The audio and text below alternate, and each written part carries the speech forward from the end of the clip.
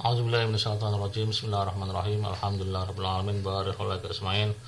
Wassallallahu ala Muhammad wa alihi wa sahbihi yamin.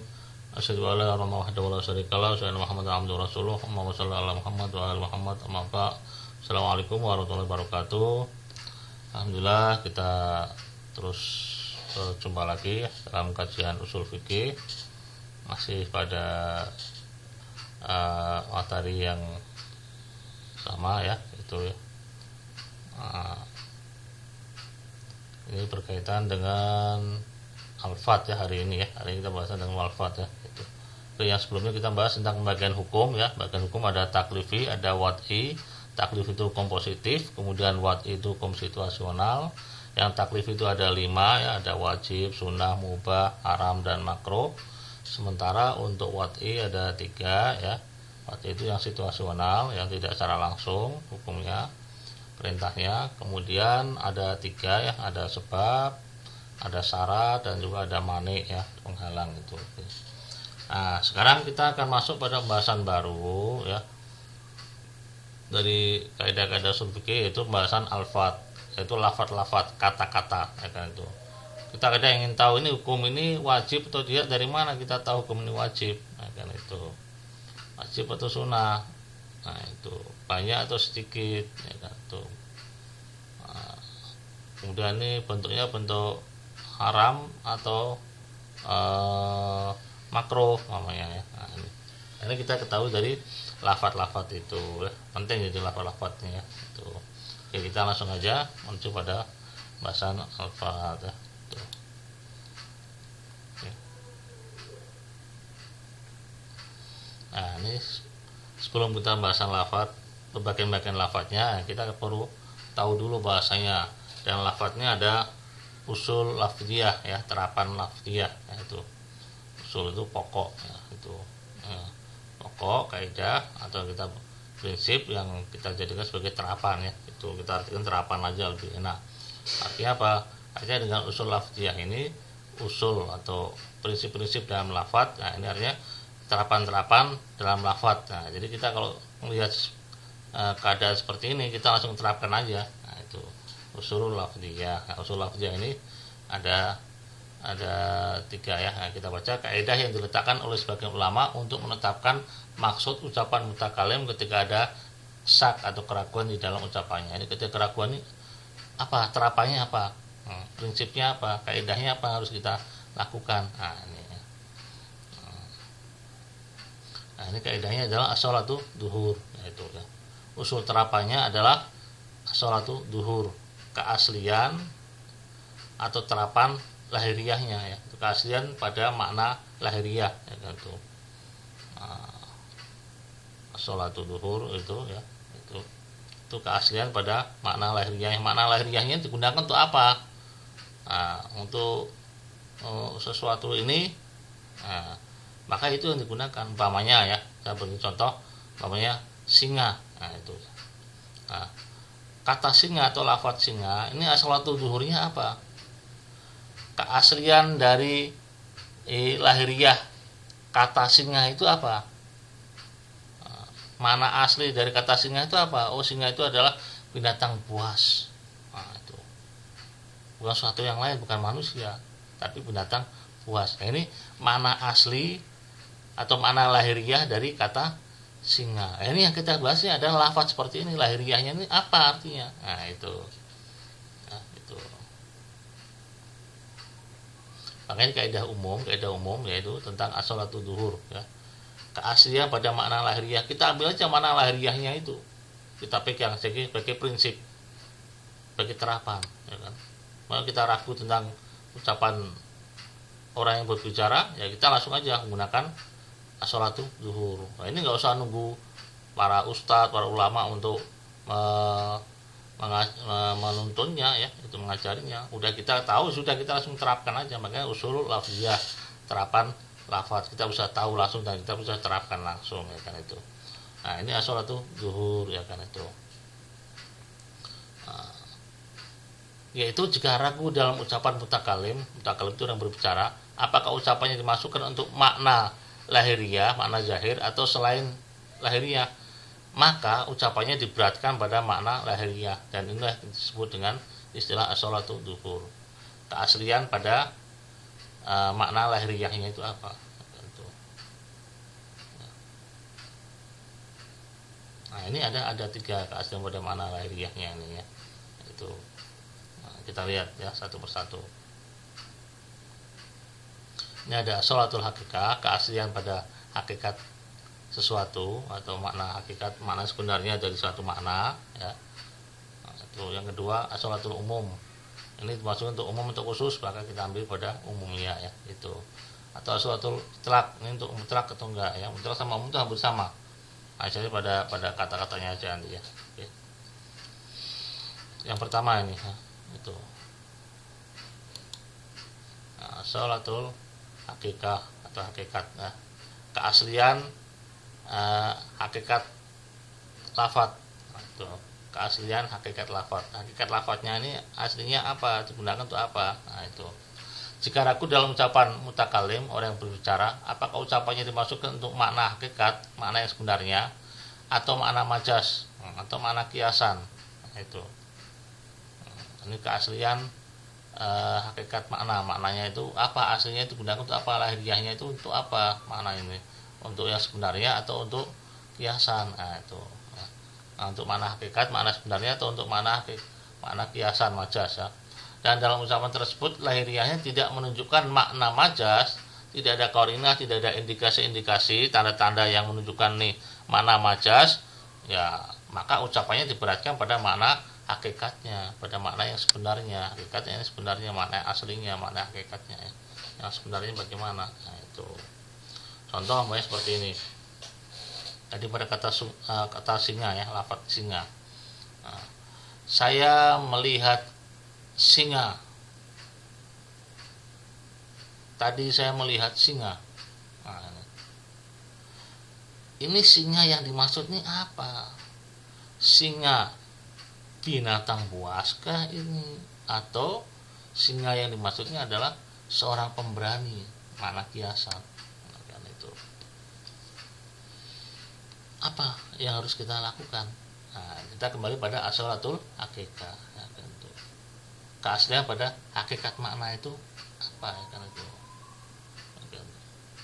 Hakikat makna itu digunakan untuk apa? Oh, gunakan untuk binatang buas. Misalnya lafadz singa. Singa itu hakikatnya adalah binatang buas itu. Karena memang lafadz itu digunakan untuk binatang buas ya kan itu. Nah, itu. Nah, maka apa? Maka kita beratkan aja. Pasti ucapan ustadz itu, ucapan guru itu adalah yang dimaksud singa adalah binatang buas. Jadi beliau melihat ada binatang buas namanya singa. Nah, itu. Kenapa? Nggak ada indikasi, nggak ada tanda-tanda yang menunjukkan bahwa itu makna kiasan. Nah, beda halnya kalau seorang guru mengatakan, bercerita seperti ini umpamanya. Saya tadi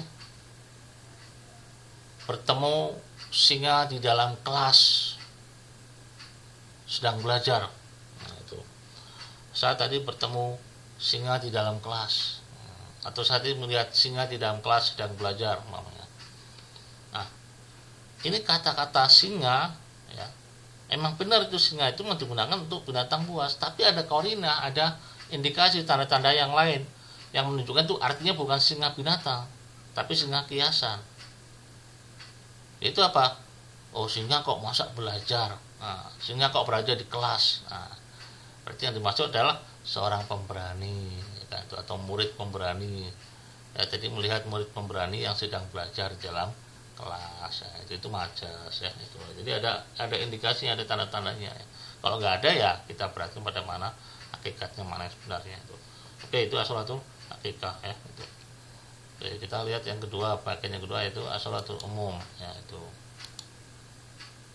Sholatul umum tadi pada yang pertama sama ya.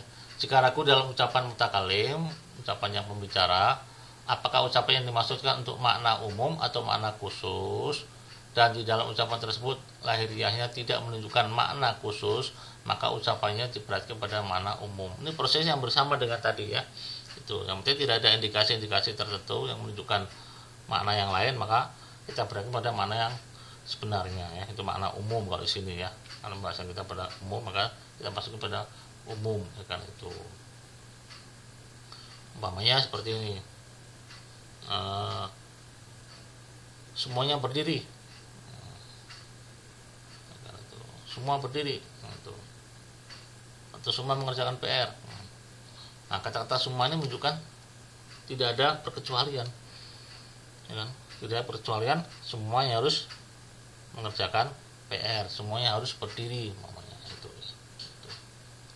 Nah, ini kita berarti pada makna umum, ya kan? Tuh, maksudnya semuanya harus mengerjakan perintah itu, tidak boleh tidak. Kenapa? Karena nggak ada indikasi yang lainnya yang menunjukkan itu ada perkecualian atau sebagian, ya kan itu. Kecuali ada kata-kata sebagian dari kalian berdiri, sebagian lagi duduk. Nah, baru itu kita lihat ada sebagian berdiri, sebagian duduk perintahnya, ya kan itu. Atau ada kata seperti ini, ya kan? Semua berdiri kecuali yang cacat kakinya. Nah, itu. Maka yang cacat kakinya dia tetap duduk di kursi, ya. Sementara yang berdiri hanya yang sehat kakinya saja. Nah, ini baru ada indikasi tertentu, ya, perkecualian itu. Oke, ini mengenai umum, ya.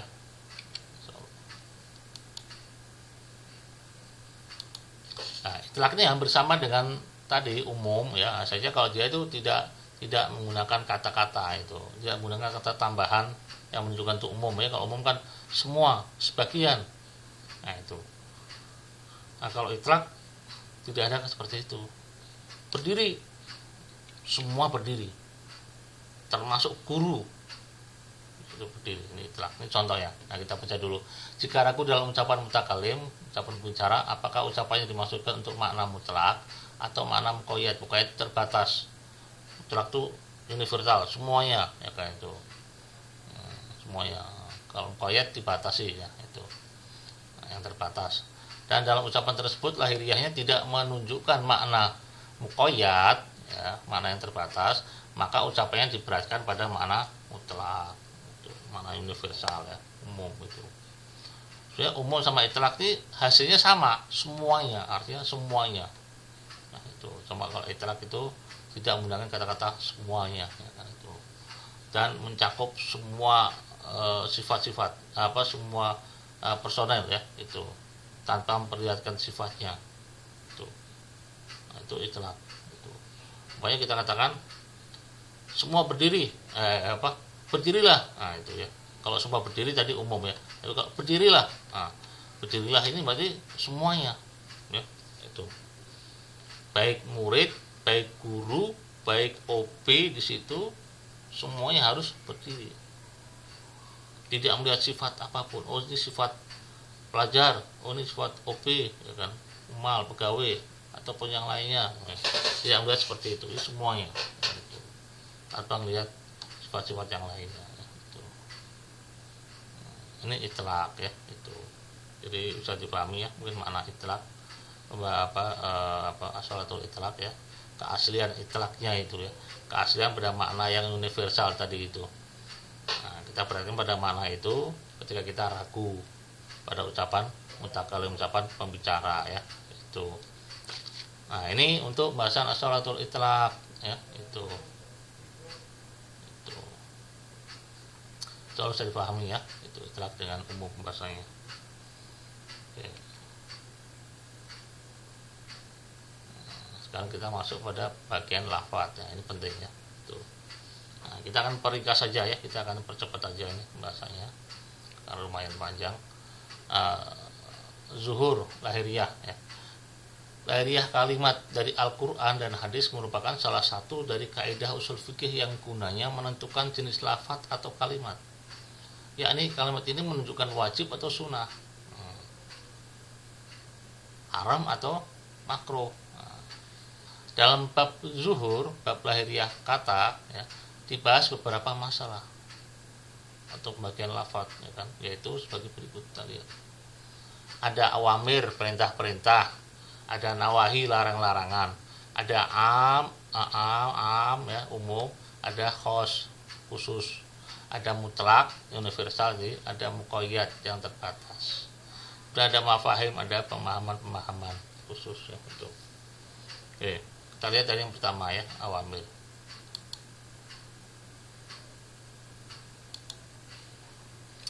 Kita lihat awamir nih.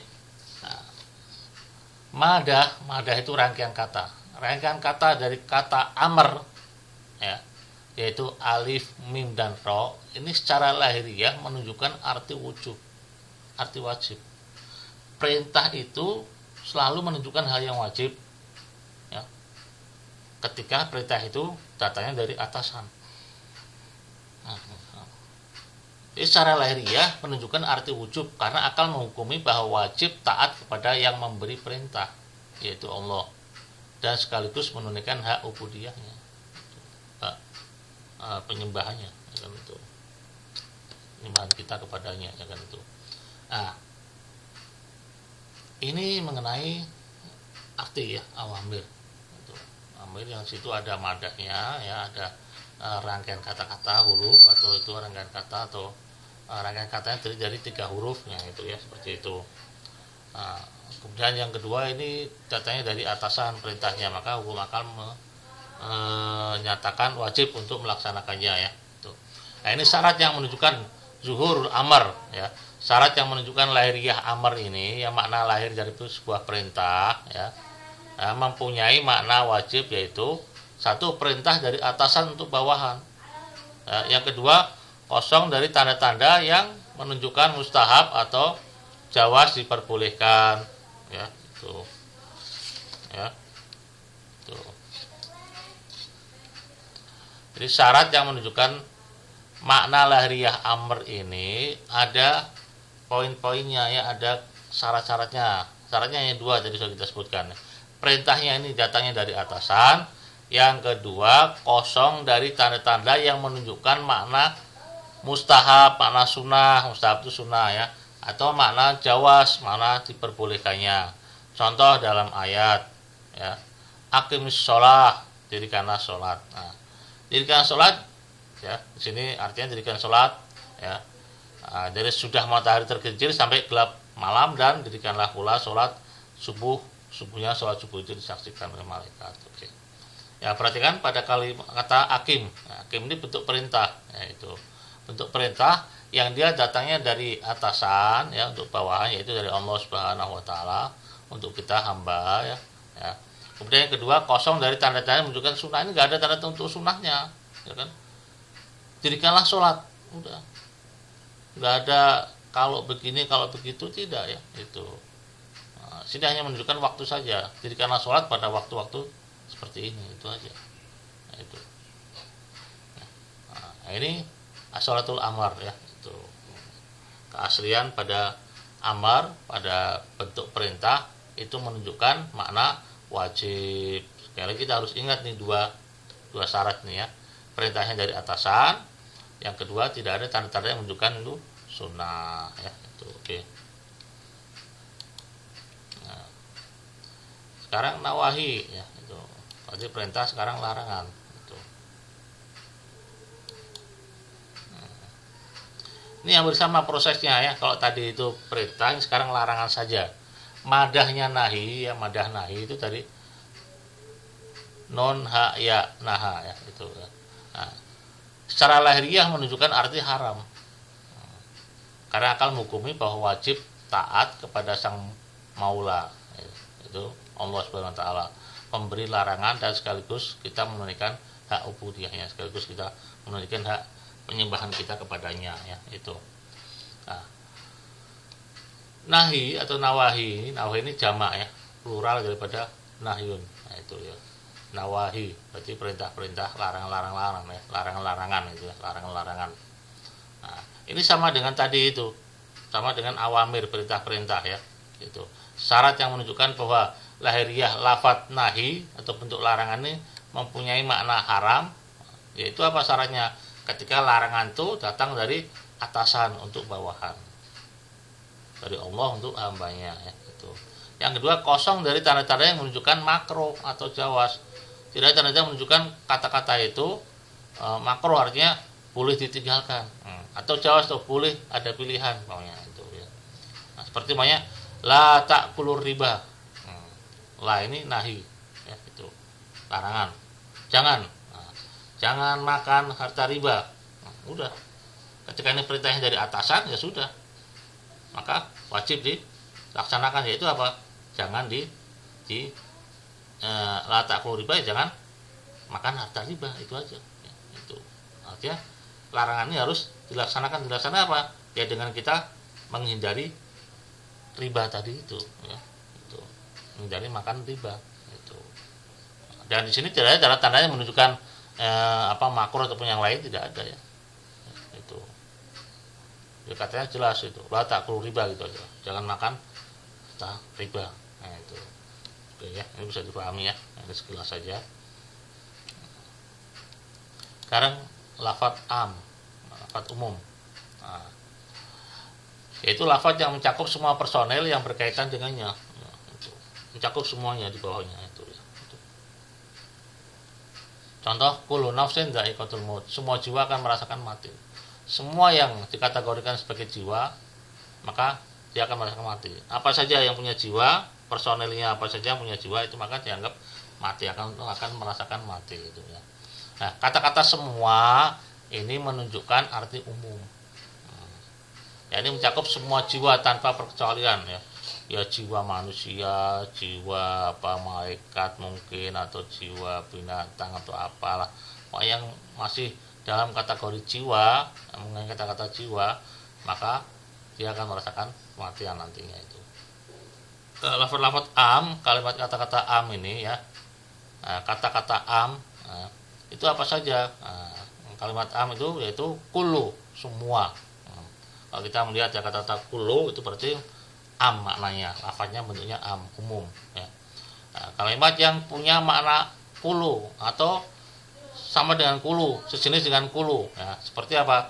Jami, semua, amah, umumnya, kafah, keseluruhan, daiman, selalu, seperti itu. Nah, itu memberikan makna kulu, semua ya, itu. Kemudian yang ketiga, datangnya kalimat nakirah. Nakirah itu tanpa alif lam ya. Setelah kalimat yang bersambung dengan huruf nafi, peniadaan. Seperti namanya la syarika lillah. La syari, la itu huruf nafi, meniadakan ya, itu. Syarik itu kalimat atau kata yang nakirah, tidak ada alif lam, nggak ada asyarik, nggak ada ya. Nah, lafaz yang tidak ada alif lamnya kemudian didahului dengan huruf nafi, huruf peniadaan, maka ini menunjukkan makna umum. La syarika lillah, Allah tidak memiliki sekutu apapun. Semua yang dianggap sekutu, semua yang dianggap sekutu, maka itu tidak ada pada Allah. Itu maksudnya seperti itu ya. Kemudian yang keempat, datangnya kalimat nakirah setelah kalimat yang bersambung dengan huruf nahi. Seperti la tastam ahadan ya, itu, ya. Perhatikan kalimat nakirah ya, ya. Setelah kalimat yang bersambung dengan huruf nahi. Huruf nahi itu apa? La.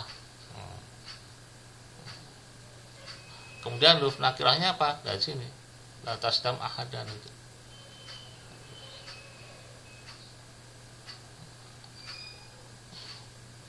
Atau kalian bukan nakirah nih ya. Datanya kalimat setelah bersambung dengan huruf nahi. Atau ya bukan nakirah ya ini. Kata kerja ya. Datangnya kata kerja ya, tentunya kata kerja setelah bersambung dengan huruf nahi ya. Bukan kalimat nakirah, ini salah, ini copy paste belum diganti ya. Jadi datangnya kata kerja setelah adanya kalimat yang bersambung atau kalimat yang bersambung dengan huruf nahi ya, itu. Ya, itu. Katanya kata kerja ini ya, datanya setelah adanya huruf nahi ya, itu. Kalau kita mau benerin seperti ini. Datangnya kata kerja yang ya, datangnya kata kerja ya, itu.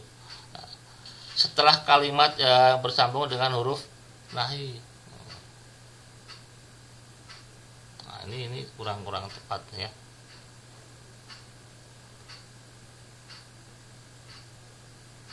Nah, terus setelah kata ya itu. Jadi makanya harus kita ganti ini kalimat nakirahnya ya. Jadi datangnya kalimat nakirah kita ganti dengan datangnya kata kerja setelah kalimat yang bersambung dengan huruf nahi. Nah, itu. Jadi kalau nakirah, sekali lagi kalimat nakirahnya ini diganti dengan fi'il, kata kerja, ya itu. Nah, itu fi'il mudhari, ya, kata kerja yang akan atau sedang. Nah, datangnya kata kerja setelah kalimat yang bersambung dengan huruf nahi. Huruf nahi itu mana? Huruf nahi itu la, yaitu larangan, ya itu larangan, jangan. Nah, itu beda dengan tadi huruf nafi. Nafi itu tidak, ya itu meniadakan. Kalau ini larangan, jangan.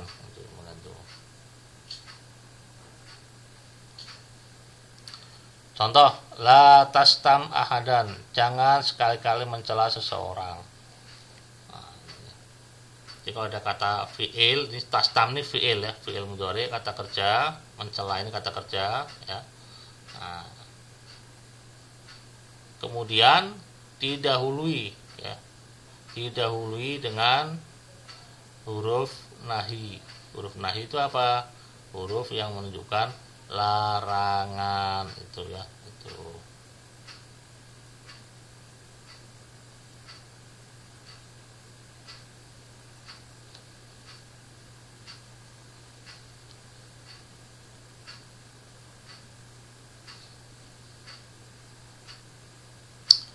Oke, ya, mungkin bisa difahami, ya itu. La tastam ahadan, jangan kamu mencela sesuatu. Atau kita memberikan contoh yang lain, umpamanya la tadrib ahadan, jangan memukul seorang pun, ya kan itu.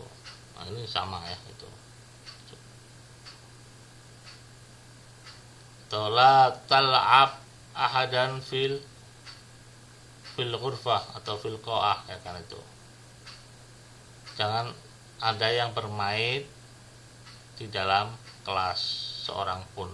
Nah, itu. Ini sama, ya. La artinya la nahiyah, larangan. Oke, kita lanjut lagi. Ya, ini tadi pada umum, ya, mana umum itu. Oke, sekarang mana khas, khusus.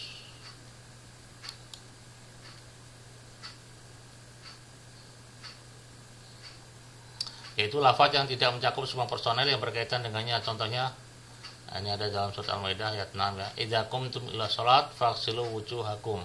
Nah, itu, ya. Jadi kalau kamu mau melakukan sholat, jika kalian ingin melakukan sholat, maka basuhlah wajahmu. Nah, khusus orang yang ingin melakukan sholat, ya, maka wajib baginya berwudu.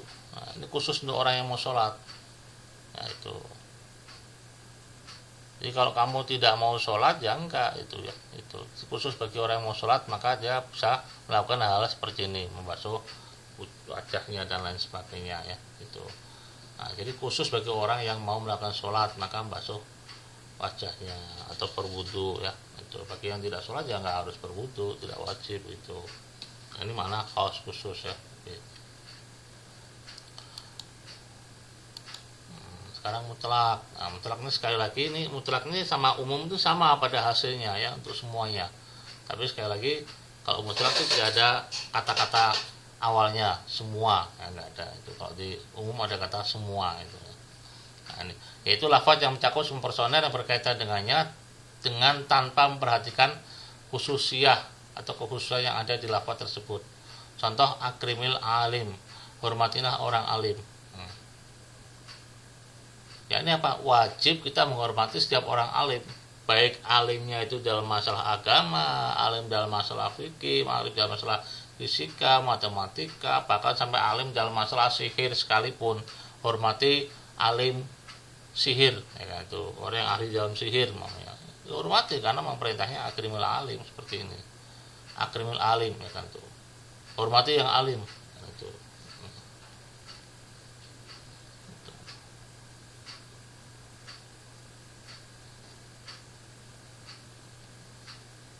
Nah, ini bentuk mutlak, ya itu. Tidak ada kata-kata semua, tapi memiliki makna semuanya. Akrimul alim, semua alim, tanpa melihat khususiyahnya, tanpa melihat kekhususan apakah ini alimnya di alim fikih atau alim fisika atau alim matematika atau apa, nggak ada ya gitu. Baik alim dalam fikih atau selainnya, dan baik alim yang ada di negara ini atau yang selainnya, baik alim yang ada di sini ataupun dimanapun ya, dimanapun berapa, ini mutlak namanya, universal semuanya ya, itu mutlak ya, bisa difahami ya. Jadi beda yang mutlak dengan umum ya. Kalau umum itu ada tanda-tanda khusus seperti semua, kemudian seluruhnya ya, karena itu umumnya ya, itu kata-kata pada am ya itu. Sebenarnya kalau mutlak gak ada kata-kata itunya, tapi memberikan makna keseluruhan ya, itu semuanya. Itu hampir hasilnya itu hampir sama ya dengan umum ya, atau mungkin katakan samalah semuanya itu ya, semua personel itu. Tapi tidak diperhatikan khususiyahnya ya itu. Oke, ini mutlak ya itu. Sekarang muqayyad, yaitu lafaz yang tidak mencakup semua personel. Ini yang pertama, tidak mencakup semuanya yang berkaitan dengannya. Nah, kemudian yang kedua, dengan memperhatikan khususiyahnya. Kalau tadi tidak memperhatikan khususiyahnya, sekarang memperhatikan khususiyahnya. Ini alimul fizyai, alim fisika, alim hisabi, matematika, itu ya. Itu. Nah, ini contoh, ada contohnya ya. Man qatala mu'minan khotoan wa tahriru raqabatin mu'minah. Barang siapa yang bunuh orang mukmin dengan tidak sengaja, maka dendanya membebaskan satu budak mukmin. Nah, di sini muqayyadnya apa? Ya, ini wajib membebaskan satu budak mukmin bila pembunuhannya terjadi tidak secara sengaja. Khususnya apa? Khotoan di sini. Karena tidak sengaja, keliru, salah, ya, gitu. Membunuh seorang mukmin tapi karena salah, karena khoto, karena tidak sengaja, maka fatahriru raqabatin mu'minah, maka dendanya itu membebaskan satu budak seorang mukmin ya itu. Karena kalau barang siapa yang bunuh mukmin secara sengaja, ya itu maka harus dibunuh, al-qatlu bil qatl ya, maka pembunuhan harus dengan dibunuh juga, itu hukum qisas namanya. Nah, ini yang kita jadi masalah ada khotoan ya. Jadi ada khususiyahnya. Jadi membunuh mukmin ada khususiyahnya apa? Mukmin yang seperti apa? Dibunuhnya bagaimana? Dibunuhnya karena salah, karena keliru, karena tidak sengaja. Nah, itu. Jadi bunuhnya karena tidak sengaja. Nah, itu tidak sengaja ini atau keliru ini adalah khususiyahnya. Ya, itu. Dibatasi, ada takyidnya atau muqayyad ya kan itu. Dibatasi dengan sifat tidak sengaja tadi itu ya, itu. Ini arti muqayyad ya itu. Atau namanya kalau kita tadi itu akrimil alima al fizyai atau akrimil alima al indonesi, hormatilah seorang alim dari Indonesia namanya. Nah, itu juga sama, itu muqayyad ya kan. Kita hanya menghormati seorang alim yang berasal dari Indonesia itu, atau kita menghormati seorang alim fisika atau alim apa agama, alimuddini maunya ya, akrimil alimuddini ya kan. Nah, hormati seorang alim agama seperti itu. Nah, ini muqayyad namanya. Muqayyad ini yang dibatasi, ada takyid ya, ada pembatasan. Yaitu apa? Ada kekhususiyahnya. Yaitu apa? Nah, tadi kalau pada ayat ini membunuh maka khususnya khotoan ya itu, karena tidak sengaja atau keliru ya itu. Oke, bisa dipahami ya. Kita langsung aja pada yang berikutnya ya. Oke, itu mafahim. Nah, yang terakhir ini mafahim.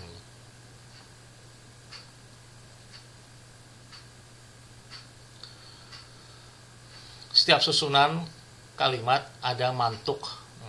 Mantuk itu tekstual ya. Ada mantuk yaitu madlul, yaitu yang menunjukkan mutabaki, yaitu menunjukkan makna tekstual, makna yang sama dengan diucapkan itu mantuk namanya.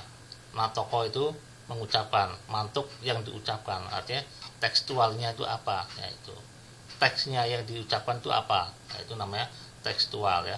Nah, ini yaitu madlul mutabaki. Madlul itu yang menunjukkan, yang mengisyaratkan, mutabaki yang kesesuaian, mutabaki kesesuaian dengan apa yang diucapkan itu ya. Teksnya itu apa, sama dengan diucapkan itu mantuk namanya ya itu.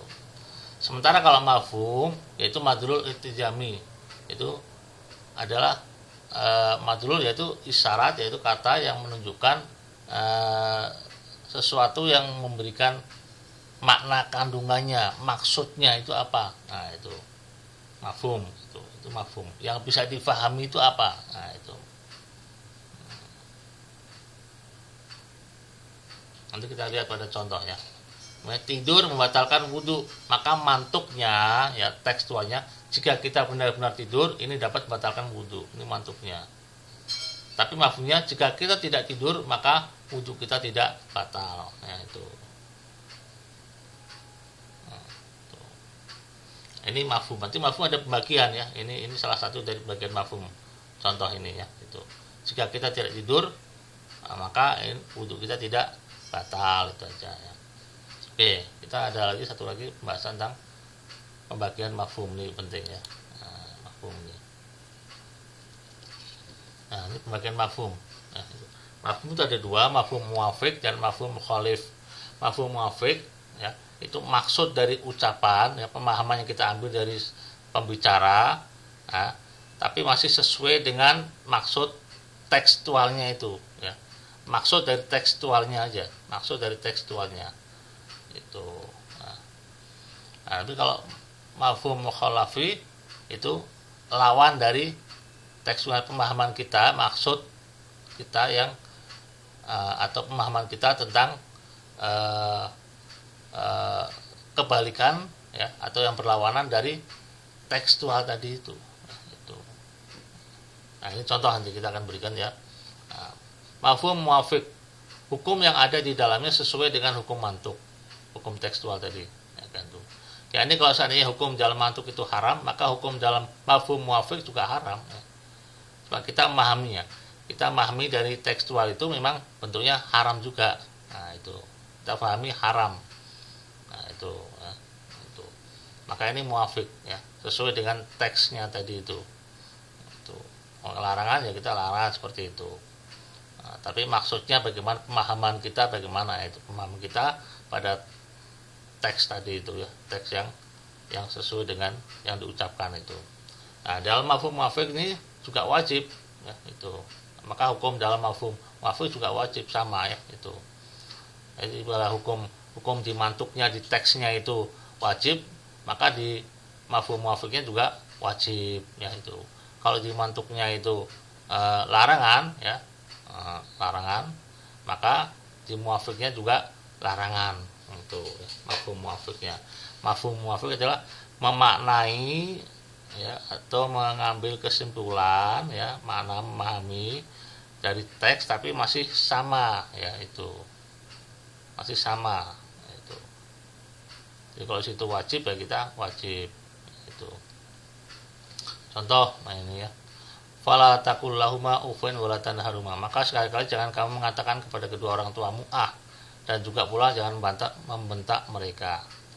Mantuknya dari ayat tersebut ialah larangan untuk mengucapkan jangan ucapkan seperti itu pada terjemahan ayat tadi itu ya. Nah, itu mantuk namanya. Mafhumnya apa yang kita pahami dari ayat ini, tapi masih dalam kategori larangan ya, bukan kebalikan dari pembahasan ini ya.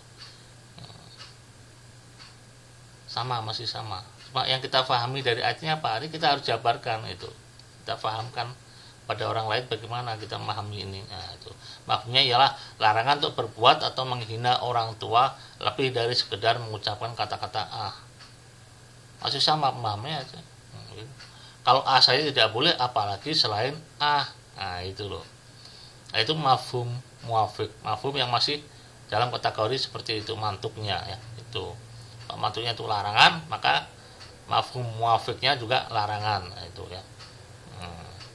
Jangan kamu memukul orang tuamu. Nah, itu mafhumnya itu ya, mafhumnya itu larangan untuk memukul orang tua. Nah, itu karena saja tidak boleh. Nah, itu.